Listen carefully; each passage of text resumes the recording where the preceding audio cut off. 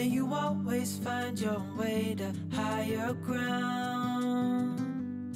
May you always keep your head held up high. Pretty little thing, you're a diamond in the rough.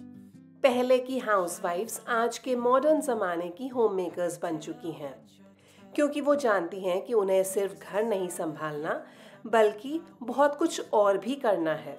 पहले घर संभालने का मतलब होता था खाना बनाना, सफाइयाँ करना, पर अब ऐसा नहीं है।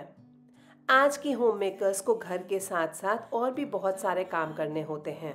घर के साथ साथ समय, पैसों और सबकी ज़रूरतों का भी सही से प्लान करके चलना होता है। अगर वे स्मार्ट तरीके से सारे काम करेंगी तो थकान भी कम होती है और काम भी जल्दी होता है और आसानी से होता है। घर भी खुशहाल रहता है और व्यवस्थित बना रहता है और उन्हें अपने लिए भी समय मिल जाता है। उनका आत्मविश्वास भी बढ़ता है। मतलब कि हम होम मेकर्स सिर्फ काम करने वाली नहीं बल्कि एक होम मैनेजर भी हैं, जो सोच समझ के नए तरीकों के साथ और सूझबूझ के साथ परिवार को संभालती भी हैं और चलाती भी हैं। हेलो एवरीवन, नमस्ते, welcome back to nurturing homes. आज बात करेंगे कि किस तरीके से एक साधारण हाउसवाइफ भी स्मार्ट होम मेकर बन सकती है, ताकि अपने सारे ही काम वो आसानी से कर ले और अपना सेल्फ कॉन्फिडेंस भी ना खोए। Shining from within, I can tell that you're tough. अपनी इस होम मेकिंग जर्नी को स्मार्ट बनाने के लिए और स्मार्ट तरीके से हैंडल करने के लिए जो सबसे इम्पोर्टेंट टास्क होता है वो होता है प्री प्लानिंग। कोई भी काम अगर आप प्लान करके चलते हैं तो वो आसानी से भी होता है और स्ट्रेस के बिना होता है। इसका मतलब ये है कि अगर आपको वाकई अपनी लाइफ को स्मूथ बनाना है तो थोड़ा बहुत प्री प्लान करके तो चलना ही होगा। 2 दिन के बाद नवरात्रि है और आज की मेरी मेजर टू डू लिस्ट पे था नवरात्रि रिलेटेड क्लीनिंग और ऑर्गेनाइजिंग को ख़त्म करना। हमारे यहाँ नवरात्रि बहुत रिलीजियसली फॉलो होती है और इस दौरान हम प्याज लहसुन कुछ भी नहीं खाते हैं। इस बार 10 दिन की नवरात्रि है तो पूरे 10 दिन मेरा उपवास चलेगा, लेकिन फिर भी घर के बाकी सब सदस्यों के लिए जब खाना बनेगा तो उसमें प्याज लहसुन का इस्तेमाल बिल्कुल नहीं होगा through out this Navratri span. तो सबसे पहले तो आज मैं मंदिर की ही क्लीनिंग से शुरू कर रही हूँ। अपने पिछले वीडियो में मैंने शेयर किया था कि मैंने किस तरीके से ऊपर मंदिर की पूरी क्लीनिंग की थी। टाइम टू टाइम मैं ये क्लीनिंग करती रहती हूँ और अपना मंथली क्लीनिंग स्केड्यूल भी मैं आप सबके साथ शेयर कर चुकी हूँ, लेकिन आज मुझे नीचे वाले कबर्ड की क्लीनिंग करनी थी। ऊपर वाला मंदिर मैं कल करूँगी, क्योंकि कल ही मैं सारे भगवान जी के वस्त्र वगैरह, मंदिर का कपड़ा, ये सब चेंज करूँगी। आज सिर्फ नीचे का कबर्ड जहाँ मंदिर रिलेटेड सारा सामान है उसको मुझे ठीक करना है, which will not take much of a time, क्योंकि अगेन जैसे कि मैंने आपको बताया और जैसे कि आप मेरे वीडियोस में देखते ही रहते हैं, मैं टाइम टू टाइम ये क्लीनिंग और ऑर्गेनाइजिंग करती रहती हूँ।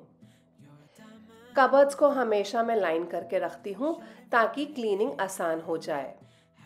इन लाइनर्स को इस बार मैं साबुन से धो के ले रही हूँ, क्योंकि काफ़ी टाइम हो गया है और ये लाइनर्स मैंने धोए नहीं थे, इसलिए थोड़ा सा घी वगैरह भी यहाँ पे गिरा हुआ मुझे नज़र आ रहा था, तो स्टिकीनेस सब हटाने के लिए मैं अच्छे तरीके से साबुन से इन्हें धो के लूँगी।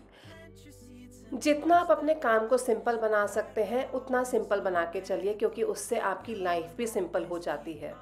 जैसे कि बहुत छोटी सी चीज़ है कि कबर्ड्स या ड्रॉर्स को लाइनर्स के साथ लाइन करके रखिए ताकि आपके क्लीनिंग में कोई हैसल ना हो। बहुत आसान हो जाता है और आपका समय भी बचता है। और ऐसा भी नहीं है कि हर बार आपको ये लाइनर्स बाज़ार से ही ख़रीदने हैं। आप सिर्फ एक न्यूज़पेपर की शीट ले लीजिए और उसे हर जगह बिछा के रखिए, या फिर पुराने कपड़ों का भी इस्तेमाल कर सकते हैं जिनको आप यूज़ कर सकते हैं बिछाने के लिए, ताकि आप क्लीनिंग के काम से बच पाएँ।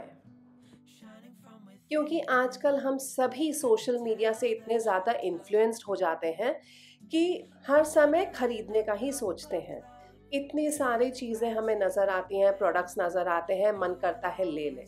ऑब्वियसली हम लेडीज़ हैं और हमारी शॉपिंग की जो पावर होती है ना वो जेंट्स से ज़्यादा होती है, तो हमें हर चीज़ खरीदने का मन करता है। लेकिन किसी भी इम्पल्सिव शॉपिंग से हमेशा बचिए और वही चीज़ लीजिए जो कि आपकी इमीडिएट रिक्वायरमेंट में आती हो या फिर आपके बजट में फिट हो रही हो। अगर आपका बजट इस समय अलाउ नहीं करता है तो थोड़ी देर रुक जाइए, आराम से उसको बाद में खरीद लीजिएगा जब उसका प्राइस हो सकता है थोड़ा सा कम हो जाए या फिर आपकी पॉकेट ही आपको अलाउ कर दे कि अब आप वो चीज़ खरीद सकती हैं। वैसे तो हम सबके पास अपने डेली कामों का टू डू एक लिस्ट होता ही है और उसके अकॉर्डिंग ही हम अपना डेली रूटीन भी सेट करते हैं, लेकिन स्पेशली ड्यूरिंग फेस्टिवल्स या कोई स्पेशल ओकेजन हमें थोड़ी सी ज़्यादा प्री प्लानिंग पहले कर लेनी चाहिए ताकि आखिरी टाइम की या आखिरी वक्त की कोई भागा दौड़ी ना हो। कपड़े क्या खरीदने हैं, घर की सजावट कैसे करनी है, खाने पीने का क्या हिसाब किताब है, मेहमान अगर आने वाले हैं तो उनके लिए क्या स्पेशल प्रेपरेशन करनी है, क्या स्पेशल डिशेस बना के रखनी है, ये सब हमें पहले ही सोच के चलना पड़ता है ताकि एंड मोमेंट में कोई अगर इमरजेंसी आ भी गई तो भी इन सब कामों में कोई रुकावट ना आए। My weakest point makes a world of difference, so you make me strong. Pretty little thing. Next major काम जो मेरी आज की टू डू लिस्ट पे है वो है फ्रिज क्लीनिंग।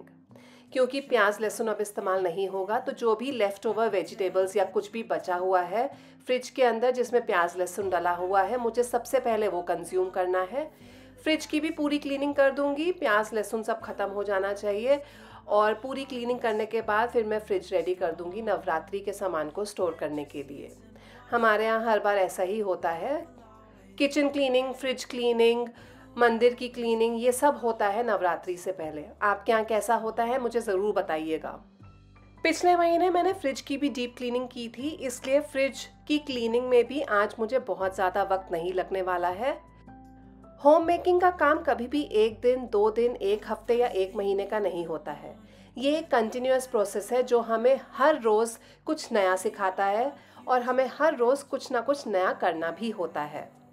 जिस भी दिन आप जो काम छोड़ देंगे अगले दिन वो आपके ऊपर पहाड़ की तरह टूट जाएगा। इसलिए हमेशा कोशिश कीजिए कि थोड़ा थोड़ा काम आप consistently on a daily basis करते रहें। घर के जिस भी कोने को आप नज़रअंदाज करेंगे तो कुछ दिनों के बाद वहाँ का काम बहुत भारी पड़ने लग जाता है। अगर लंबे समय तक आपने किसी जगह की क्लीनिंग नहीं करी है तो वहाँ की डीप क्लीनिंग करने में बहुत आफत आ जाती है, बहुत हमें मेहनत करनी पड़ती है। इससे अच्छा ये है कि कंसिस्टेंटली आप एक रूटीन फॉलो करें और उस रूटीन के तहत अपना काम करते चले ऑन अ डेली बेसिस, ताकि कहीं का भी काम निगलेक्ट ना हो। इवन बेटर अगर आप अपना काम डे वाइज डिवाइड कर लें, जैसे हो सकता है मंडे को आप किसी कबर्ड का ऑर्गेनाइजेशन करें, ट्यूसडे को डोर्स एंड विंडोज क्लीन करें, वेडनेसडे को फैंस वगैरह क्लीन करें एंड सो ऑन। जब हम काम को डिवाइड करके चलते हैं तो काम भी सारे हो जाते हैं, कोई चीज़ निगलेक्ट नहीं होती है और क्योंकि हम एक टाइम टेबल से चल रहे हैं तो हमारा काम बहुत ज़्यादा आसान हो जाता है। Consistency is the key, daily work करना इज़ द की, किसी काम को निगलेक्ट ना करना ज़रूरी है। तो ध्यान रखिए, अगर आप भी स्मार्ट बनना चाहती हैं तो इन छोटी छोटी बातों को अपने डेली रूटीन में ज़रूर शामिल कीजिए। Pretty little thing, you're a diamond in the rough, shining from होते तो वही दिन के 24 घंटे सबके पास हैं। ऐसे में हम कभी कभी सोच में पड़ जाते हैं कि क्यों हमारे पास टाइम कम पड़ रहा है और क्यों हमारी नेबर्स आसानी से हर काम कर ले जाती हैं, घर का भी संभाल लेती हैं, बाहर का भी काम अच्छे से कर लेती हैं, बच्चे भी उनके डिसिप्लिन्ड हैं। फ़र्क सिर्फ इतना ही है कि वो टाइम का ऑप्टिमल यूटिलाइजेशन कर रही हैं और यहीं पे एक बहुत बड़ा राज छुपा है। टाइम का सदुपयोग करना, टाइम को सही से यूटिलाइज करना बहुत ज़्यादा ज़रूरी है सभी के लिए, फिर चाहे वो बड़ा इंसान हो या बच्चा हो या फिर बुजुर्ग ही क्यों ना हो। वक्त किसी के लिए नहीं रुकता। अगर किसी दिन आप बहुत ज़्यादा एक्टिव फील कर रही हैं तो वो काम भी कर लीजिए जो कि आपकी टू डू लिस्ट में ना हो, ताकि कल अगर आपका काम करने का मन ना करे या आपकी बाई चांस तबीयत खराब हो गई हो या कोई इमरजेंसी ही क्यों ना आ गई हो तो आपका काम कहीं भी रुके नहीं।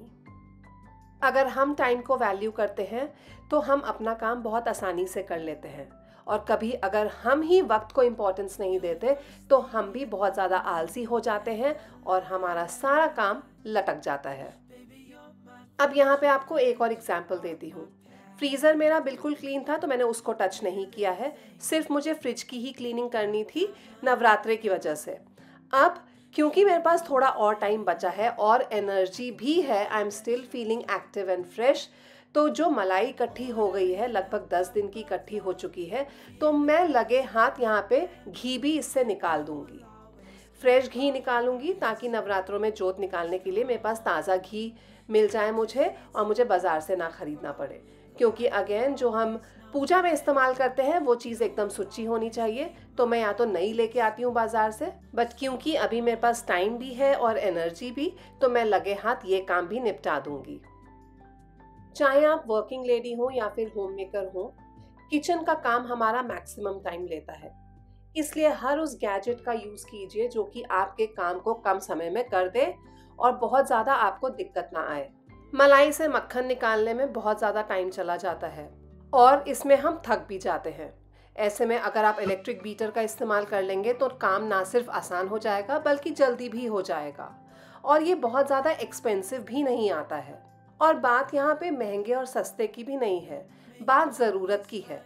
जो चीज़ आपकी ज़रूरत की है उसे खरीदने में हिचकिचाइए मत।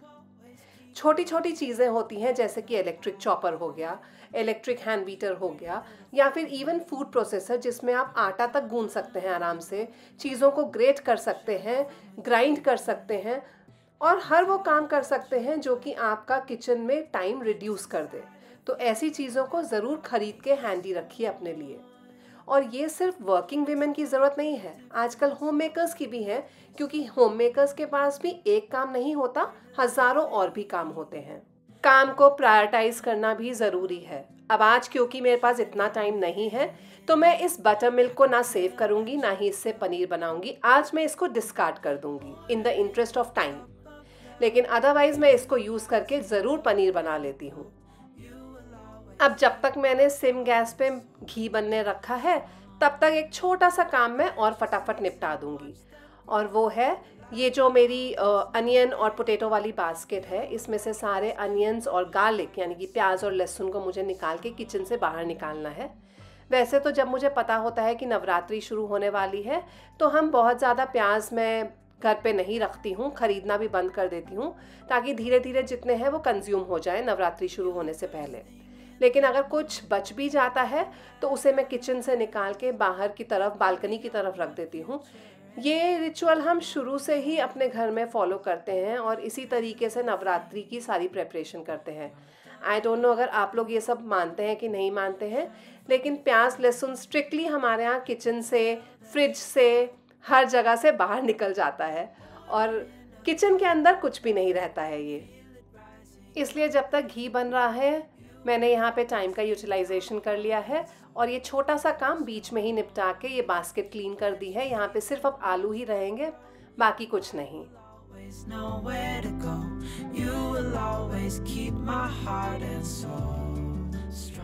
चाहे घर में कितने ही काम क्यों ना आपको अलग से करने पड़े, लेकिन एक खाना बनाने का काम आप कभी भी डीले नहीं कर सकते हैं। तो ये काम आपको कब करके रखना है, अर्ली मॉर्निंग, ताकि आप घर के बाकी सारे ऑर्गेनाइजेशन या क्लीनिंग या फिर अदरवाइज़ कोई भी काम निपटा पाएँ एज़ पर योर स्केड्यूल, या फिर साथ साथ आपको मल्टीटास्क करते हुए खाना भी बनाना है, ये आपके ऊपर है। अब जैसे आज मुझे क्लीनिंग का काम काफ़ी सारा निपटाना था तो मैंने छोले कल रात को भिगो के रख दिए थे, लेकिन अब साथ साथ मैं खाना बनने भी रखूँगी। लंच की तैयारी अब शुरू कर रही हूँ मैं। जब आप कोई भी काम नए तरीके से शुरू करते हैं तो मल्टीटास्किंग ज़रूर एक चैलेंज बन सकता है, लेकिन अगर आप थोड़े भी एक्सपीरियंस्ड हैं, आपको एक नैक आ गया है उस काम को करने का, तो फिर आपके लिए काम करना मुश्किल नहीं है। उसके साथ साथ आप 2-3 काम और भी निपटा लेते हैं। This comes with experience. इसलिए इस चीज़ को लेके आप स्ट्रेस मत लीजिए कि आप मल्टीटास्क कर पा रहे हैं या नहीं कर पा रहे हैं। ओवर द टाइम काम करते करते ये अपने आप ही आदत लग जाती है। लेकिन हाँ, अगर आपके लिए मल्टीटास्किंग बहुत ज़्यादा मुश्किल है और आपको लगता है कि आप इतना कुछ हैंडल एक बार में नहीं कर पा रहे हैं, तो दिन को उस हिसाब से प्लान कीजिए कि कोई भी काम इफ़ेक्ट ना हो आपका। दिन भर के पूरे रूटीन को अगर आप चाहते हैं कि आप सही से फॉलो करें and at the end of the day आपको लगे कि हाँ, आज मैंने कुछ अकम्प्लिश किया है, कुछ ठोस काम मेरा आज में कंप्लीट हो गया है, तो इसके लिए 2 ही चीज़ें बहुत ज़्यादा ज़रूरी हैं। एक, सही से चीज़ों को प्लान आउट करना, और दूसरा, उन सभी चीज़ों में से प्रायोरिटाइज करके लेना कि क्या काम आपको सबसे पहले करना है और किस काम को आप दिन में थोड़ा सा लेट कर सकते हैं या फिर स्किप कर सकते हैं या फिर अगले दिन भी उसे किया जा सकता है। ये सब प्लानिंग और प्रायोरिटाइजेशन आपको ही करना है और ये बहुत ज़रूरी है। यही फाउंडेशन है आपकी स्मार्ट होम मेकिंग का। एक बात मैं यहाँ पे स्पेसिफिकली ज़रूर पॉइंट आउट करना चाहूँगी कि घर में हज़ारों ही काम होते हैं और हर काम का आप रिकॉर्ड नहीं रख सकते हैं। कई काम हम चलते फिरते भी कर लेते हैं, जैसे क्लीनिंग ऑन द गो, किसी कमरे से निकले कुछ चीज़ फैली हुई दिखी तो उसे उठा के उसकी जगह पे रख दिया, या कोई और क्लीनिंग का काम जो आप साथ में ही किचन में खड़े खड़े कर सकते हैं, जैसे कि चाय बना रहे हैं तो बाहर कोई ओपन शेल्फ हो उसको तुरंत क्लीन कर दिया क्योंकि वहाँ पे डस्ट दिख रही हो, या फिर सामने पड़ा हुआ चीनी या चाय पत्ती का डब्बा ही कपड़ा लेके पोंछ दिया। ऐसे छोटे छोटे कामों का हम रिकॉर्ड नहीं रख सकते हैं। तो जो छोटे छोटे काम आप लगे हाथ कर सकते हैं उनको उसी समय निपटा दीजिए। उनको टालने का कोई मतलब नहीं बनता, उनको अपनी टू डू लिस्ट में रखने का कोई मतलब नहीं बनता। लगे हाथ जो काम आप जब निपटा सकें तब करके उसे ख़त्म कर दीजिए, ताकि आपको काम का बोझ कभी फील हो ही ना। ये बहुत हद तक डिपेंड करता है कि आप कितने एक्टिव भी हैं, दिल से भी, दिमाग से भी और शरीर से भी। तो खुद को एक्टिव रखना भी बहुत ज़्यादा ज़रूरी है। और यहाँ पे रोल आता है अच्छे खाने पीने का भी, जिसकी मैं आगे बात करूँगी इसी वीडियो में। लेकिन फ़िलहाल यहाँ पे जो मैंने घी बनने रखा था वो बन के रेडी हो गया है। अब सबसे पहले जो मैंने घी बनाया है इसको मैं मंदिर में अलग कर दूँगी, थोड़ा सा निकाल दूँगी जो मेरे इस्तेमाल होगा घर पे जोत जलाने के लिए, और रिमेनिंग घी मैं किचन में इस्तेमाल करूँगी खाना बनाने के लिए। ये मेरा जनरल रूटीन रहता है कि जब भी मैं घी बनाती हूँ तो सबसे पहले मंदिर वाला घी अलग कर देती हूँ, ताकि सुच्चा घी अलग हो जाए भगवान की जोत जलाने के लिए। उसके बाद जैसे मर्जी चाहे किचन में इस्तेमाल होगा ये घी, तो फ़र्क नहीं पड़ता। Makes a world of difference, so you make me strong. Pretty little thing, you're a diamond in the rough. अब पीछे मैंने बात की थी एक्टिव रहने की, और ये भी कहा था कि ये डिपेंड करता है आपके खान पीन पे। बहुत ज़्यादा ज़रूरी है कि आप खुद को निगलेक्ट ना करें। भले ही हज़ारों ही काम क्यों ना डीले हो जाएं, लेकिन आपकी हेल्थ डीले नहीं होनी चाहिए। चाहे कुछ भी हो या ना हो, हेल्थ को ही प्रायोरिटी देना चाहिए। एटलीस्ट ये मैंने अपने एक्सपीरियंस से खुद सीखा है। चाहे कुछ भी हो जाए ना, किसी पे मोहताज नहीं होना चाहिए, किसी पे डिपेंडेंट नहीं होना चाहिए। और ये तभी हो सकता है जब आपकी हेल्थ आपका खुद साथ देगी। और ये डिपेंड करता है कि आप खुद पे कितना ध्यान देती हैं, अपना खाना पीना कितने हद तक सही रखती हैं, क्या सिर्फ हमेशा लेफ़्ट ओवर खाने पे ही फोकस करती हैं, या खुद भी गरम गरम न्यूट्रिशियस खाना खाने में विश्वास रखती हैं। मैं ये नहीं कहती कि आप बहुत फैंसी खाना खाइए, लेकिन रेगुलर घर में ताज़ा बना हुआ फ्रेश होममेड रोटी, दाल, सब्ज़ी, चावल ये सब ज़रूर खाइए, और अपने पे भी उतना ही ध्यान दीजिए जितना कि आप घर के बाकी मेंबर्स पे देते हैं, ताकि आप एक्टिव रह सके शरीर से भी और दिमाग से भी। Plant your seeds and watch them grow. The light will always know where to go. You will always. शाम के वक्त मैंने कुछ चीज़ें ऑनलाइन मंगवाई थी। मुझे काफ़ी सारा सामान मंगवाना ही था घर के लिए, और इन एडिशन मैंने अष्टमी के लिए भी सामान मंगवा लिया है। आई नो बहुत लोग नौमी पूजते हैं, लेकिन हमारे यहाँ अष्टमी पूजी जाती है, जिस दिन हम कन्या पूजन भी करते हैं। तो कन्याओं को देने के लिए जो गिफ्ट्स मंगवाने थे वो भी मैंने साथ ही में मंगवा दिए। इस चीज़ का मैंने ध्यान रखा कि मुझे अलग से ये चीज़ें लेने के लिए ना निकलना पड़े।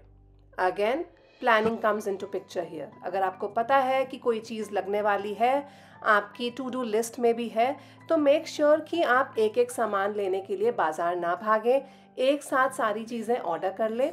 या फिर अगर आप बाज़ार में हैं ही तो आपकी फ़ोन के अंदर वो लिस्ट मौजूद होनी चाहिए जो कि आपको बाज़ार से सामान लेना है, ताकि कोई भी सामान लेने के लिए आप भागे नहीं। अगर आप बाज़ार में हैं तो तुरंत ही वो सामान लेते हुए घर आएं। कोई भी पैदा होते ही हर काम नहीं सीख जाता है, और ये भी माना हुआ फैक्ट है कि जब आप एकदम से नई नई शादी करके गृहस्थी संभालना शुरू करते हैं तो भी आपको हर चीज़ नहीं आती है। भले ही आपने अपनी मम्मी को, दादी को ये सब करते हुए देखा हो, फिर भी जैसे जैसे आप खुद काम करते हैं वैसे वैसे आप ज़्यादा सीखते हैं, और इन सब कामों में टाइम लगता है। इसलिए बिना स्ट्रेस लिए काम करते चलिए। काम करने की लगन भी बहुत कुछ सिखा देती है। ऑन दैट नोट, अब इस वीडियो से मैं नीलिमा लेती हूँ अलविदा। मिलूंगी जल्द ही अपने अगले वीडियो में आप सबके साथ। उम्मीद करती हूँ कि आज के वीडियो से आपको कुछ ना कुछ तो ज़रूर सीखने को मिला होगा, और आपको थोड़ा बहुत मोटिवेशन ज़रूर मिला होगा कि अपनी इस होम मेकिंग जर्नी को आप किस तरीके से बेहतर बना सकते हैं। चलिए अब जाती हूँ मैं, और मिलूंगी जल्द ही अपने अगले वीडियो में। Till then take care, keep smiling and keep watching. Bye bye. You're the first thing in the morning and the last. Baby, you're my future and you are my past. Pretty little thing.